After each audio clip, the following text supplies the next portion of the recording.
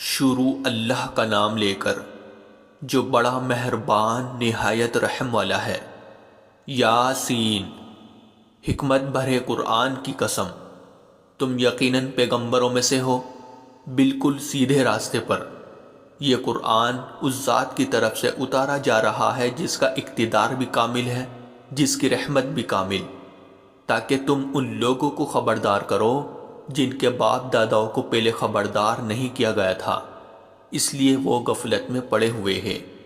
حقیقت یہ ہے کہ ان میں سے اکثر لوگوں کے بارے میں بات پوری ہو چکی ہے، اس لیے وہ ایمان نہیں لاتے۔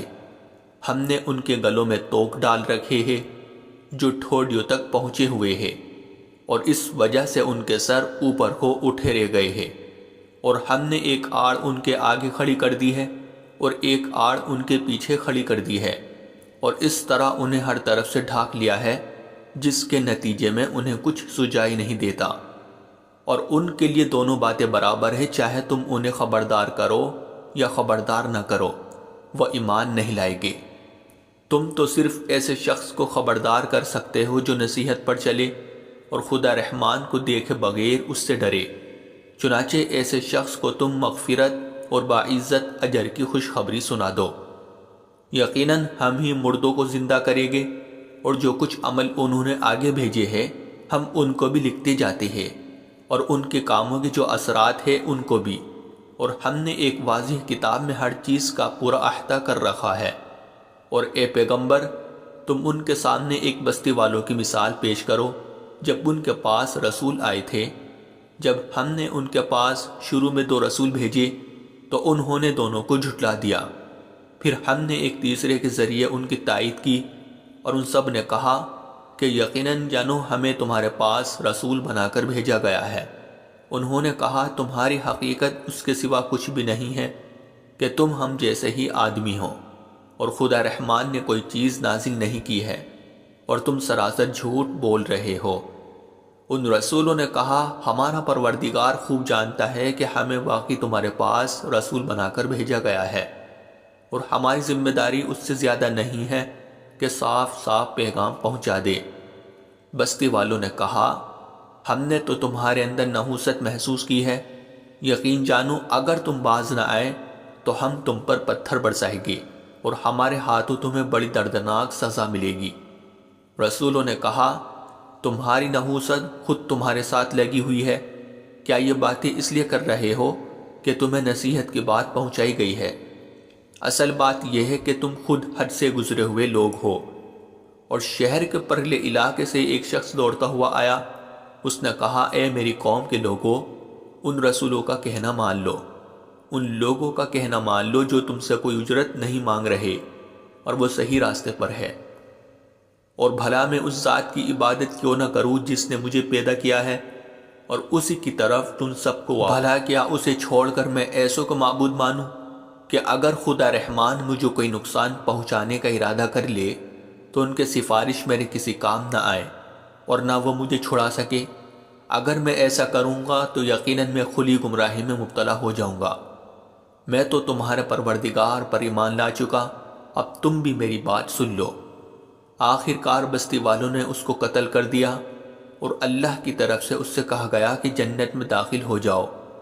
اس نے جنت کی نعمتیں دیکھ کر کہا کہ کاش میری قوم کو معلوم ہو جائے کہ اللہ نے کس طرح میری بخشش کی ہے اور مجھے باعزت لوگوں میں شامل کیا ہے۔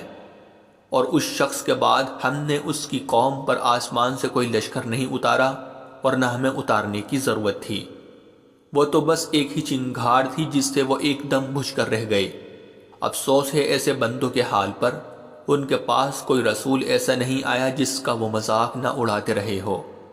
کیا انہوں نے نہیں دیکھا کہ ان سے پہلے ہم کتنی قوموں کو اس طرح ہلاک کر چکے ہیں کہ وہ ان کے پاس لوٹ کر نہیں آتے، اور یہ جتنے لوگ ہیں ان سبھی کو اکٹھا کر کے ہمارے سامنے حاضر کیا جائے گا، اور ان کے لیے ایک نشانی وہ زمین ہے جو مردہ پڑی ہوئی تھی، ہم نے اسے زندگی عطا کی، اور اس نے غلہ نکالا جس کی خوراک یہ کھاتے ہیں، اور ہم نے اس زمین میں کھجوروں اور انگوروں کے باغ پیدا کیے، اور ایسا انتظام کیا کہ اس میں سے پانی کے چشمے پھوٹ نکلے تاکہ یہ اس کی پیداوار میں سے کھائے، حالانکہ اس کو ان کے ہاتھوں نے نہیں بنایا تھا، کیا پھر بھی یہ شکر نہیں کرے گے؟ پاک ہے وہ ذات جس نے ہر چیز کے جوڑے جوڑے پیدا کیے ہیں، اس پیداوار کے بھی جو زمین اگاتی ہے اور خود انسانوں کے بھی، اور ان چیزوں کے بھی جنہیں یہ لوگ ابھی جانتے تک نہیں ہیں۔ اور ان کے لیے ایک اور نشانی رات ہے، ہم اس پر سے دن کا چھلکا اتار لیتے ہیں تو وہ یکایک اندھیرے میں رہ جاتے ہیں، اور سورج اپنے ٹھکانے کی طرف چلا جا رہا ہے۔ یہ سب اس ذات کا مقرر کیا ہوا نظام ہے جس کا اقتدار بھی کامل ہے، جس کا علم بھی کامل۔ اور چاند ہے کہ ہم نے اس کی منزل ناپ تول کر مقرر کر دی ہے، یہاں تک کہ وہ جب ان منزلوں کے دورے سے لوٹ کر آتا ہے تو کھجور کی پرانی ٹہنی کی طرح پتلا ہو کر رہ جاتا ہے۔ نہ تو سورج کی یہ مجال ہے کہ وہ چاند کو جا پکڑے، اور نہ رات دن سے آگے نکل سکتی ہے، اور یہ سب اپنے اپنے مدار میں تیر رہے ہیں۔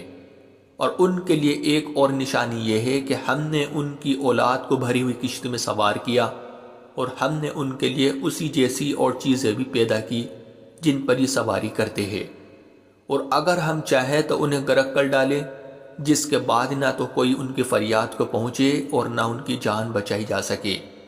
لیکن یہ سب ہماری طرف سے ایک رحمت ہے اور ایک معین وقت تک زندگی کا مزہ اٹھانے کا موقع ہے جو انہیں دیا جا رہا ہے۔ اور جب ان سے کہا جاتا ہے کہ بچو اس عذاب سے جو تمہارے سامنے ہیں اور جو تمہارے مرنے کے بعد آئے گا تاکہ تم پر رحم کیا جائے، تو وہ ذرا کان نہیں دھرتے، اور ان کے پروردگار کی نشانیوں میں سے کوئی نشانی ایسی نہیں آتی جس سے وہ منہ نہ موڑ لیتے ہو۔ اور جب ان سے کہا جاتا ہے کہ اللہ نے تمہیں جو رزق دیا ہے اس میں سے غریبوں پر بھی خرچ کرو، تو یہ کافی لوگ مسلمانوں سے کہتے ہیں کہ کیا ہم ان لوگوں کو کھانا کھلائے جنہیں اگر اللہ چاہتا تو خود کھلا دیتا۔ مسلمانوں، تمہاری حقیقت اس کے سوا کچھ بھی نہیں کہ تم کھلی گمراہی میں پڑے ہوئے ہو۔ اور کہتے ہیں کہ یہ قیامت کا وعدہ کب پورا ہوگا؟ مسلمانوں بتاؤ اگر تم سچے ہو۔ دراصل یہ لوگ بس ایک چنگھاڑ کا انتظار کر رہے ہیں جو ان کی اجت بازی کے عین درمیان انہیں آ پکڑے گی۔ پھر نہ یہ کوئی وصیت کر سکے گی اور نہ اپنے گھر والوں کے پاس لوٹ کر جا سکے گی۔ اور سور پھونکا جائے گا تو یکایک یہ اپنی قبروں سے نکل کر اپنے پروردگار کی طرف تیزی سے روانہ ہو جائے گے۔ کہے گے کہ ہے ہماری کمبختی، ہمیں کس نے ہمارے مرکز سے اٹھا کھڑا کیا ہے؟ جواب ملے گا کہ یہ وہی چیز ہے جس کا خدا رحمان نے وعدہ کیا تھا اور پیغمبروں نے سچی بات کہی تھی، اور کچھ نہیں، بس ایک زور کی آواز ہوگی جس کے بعد یہ سب کے سب ہمارے سامنے حاضر کر دیے جائے گے۔ چنانچہ اس دن کسی شخص پر کوئی ظلم نہیں ہوگا اور تمہیں کسی اور چیز کا نہیں بلکہ انہی کاموں کا بدلہ ملے گا جو تم کیا کرتے تھے۔ جنت والے لوگ اس دن یقیناً اپنے مشغلے میں مگن ہوگے، اور وہ ان کی بیویاں گھنے سایوں میں آرام دانشتوں پر ٹیک لگائے ہوئے ہوگے۔ وہاں ان کے لیے میوے ہوگے اور انہیں ہر وہ چیز ملے گی جو وہ منگوائے گے۔ رحمت والے پروردگار کی طرف سے انہیں سلام کہا جائے گا، اور کافروں سے کہا جائے گا کہ اے مجرموں، آج تم مومنوں سے الگ ہو جاؤ۔ اے آدم کے بیٹو، کیا میں نے تمہیں تاکید نہیں کر دی تھی کہ تم شیطان کی عبادت نہ کرنا؟ وہ تمہارا کھلا دشمن ہے، اور یہ کہ تم میری عبادت کرنا، یہی سیدھا راستہ ہے۔ اور حقیقت یہ ہے کہ شیطان نے تم میں سے ایک بڑی خلقت کو گمراہ کر ڈالا، تو کیا تم سمجھتے نہیں تھے؟ یہ ہے وہ جہنم جس سے تمہیں ڈرایا جاتا تھا، آج اس میں داخل ہو جاؤ کیونکہ تم کفر کیا کرتے تھے۔ آج کے دن ہم ان کے منہ پر مہر لگا دیں گے، اور ان کے ہاتھ ہم سے بات کریں گے، اور ان کے پاؤں گواہی دیں گے کہ وہ کیا کمائی کیا کرتے تھے۔ اور اگر ہم چاہیں تو یہیں دنیا میں ان کی آنکھیں مل یا میٹ کر دے، پھر یہ راستے کی تلاش میں بھاگے پھرے، لیکن انہیں کہاں کچھ سجائی دے گا۔ اور اگر ہم چاہیں تو ان کی اپنی جگہ پر بیٹھے بیٹھے ان کی صورتیں اس طرح مسخ کر دے کہ یہ نہ آگے، اور ہم جس شخص کو لمبی عمر دیتے ہیں اسے تخلیقی اعتبار سے الٹ ہی دیتے ہیں، کیا پھر بھی انہیں عقل نہیں آتی؟ اور ہم نے اپنے ان پیغمبروں کو نہ شاعری سکھائی ہے اور نہ وہ ان کے شایان شان ہیں۔ یہ تو بس ایک نصیحت کی بات ہے، اور ایسا قرآن جو حقیقت کو کھول کھول کر بیان کرتا ہے تاکہ ہر اس شخص کو خبردار کرے جو زندہ ہو، اور تاکہ کفر کرنے والوں پر حجت پوری ہو جائے۔ اور کیا انہوں نے یہ نہیں دیکھا کہ ہم نے اپنے ہاتھوں کی بنائی ہوئی چیزوں میں سے ان کے لیے موشی پیدا کیے اور یہ ان کے مالک بنے ہوئے ہیں، اور ہم نے ان موشیوں کو ان کے قابو میں دے دیا ہے، چنانچہ ان میں سے کچھ وہ ہیں جو ان کی سواری بنے ہوئے ہیں اور کچھ وہ ہیں جنہیں یہ کھاتے ہیں، نیز ان کو ان موشیوں سے اور بھی فائدہ حاصل ہوتے ہیں اور پینے کی چیزیں ملتی ہیں، کیا پھر بھی یہ شکر نہیں بجا لائے گے؟ اور انہوں نے اللہ کو چھوڑ کر اس امید پر دوسرے خدا بنا رکھے ہیں کہ انہیں ان سے مدد ملے، حالانکہ ان میں یہ طاقت ہی نہیں ہے کہ ان کی مدد کر سکے، بلکہ وہ ان کے لیے ایک ایسا مخالف لشکر بنے گے جسے قیامت میں ان کے سامنے حاضر کر لیا جائے گا۔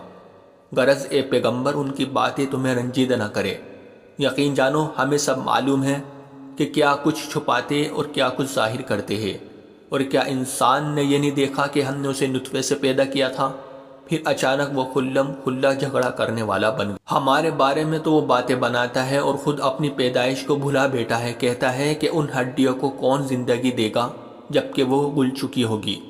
کہہ دو کہ ان کو وہی زندگی دے گا جس نے انہیں پہلی بار پیدا کیا تھا، اور وہ پیدا کرنے کا ہر کام جانتا ہے۔ وہی ہے جس نے تمہارے لیے سرسبز درخت سے آگ پیدا کر دی ہے، پھر تم ذرا سی دیر میں اس سے سلگانے کا کام لیتے ہو۔ بھلا جس ذات نے آسمانوں اور زمین کو پیدا کیا ہے، کیا وہ اس بات پر قادر نہیں ہے کہ ان جیسوں کو دوبارہ پیدا کر سکے؟ کیوں نہیں، جبکہ وہ سب کچھ پیدا کرنے کی پوری مہارت رکھتا ہے۔ اس کا معاملہ تو یہ ہے کہ جب وہ کسی چیز کا ارادہ کر لے تو صرف اتنا کہتا ہے کہ ہو جا، بس وہ ہو جاتی ہے۔ غرض پاک ہے وہ ذات جس کے ہاتھ میں ہر چیز کی حکومت ہے، اور اسی کی طرف تم سب کو آخر کار لے جایا جائے گا۔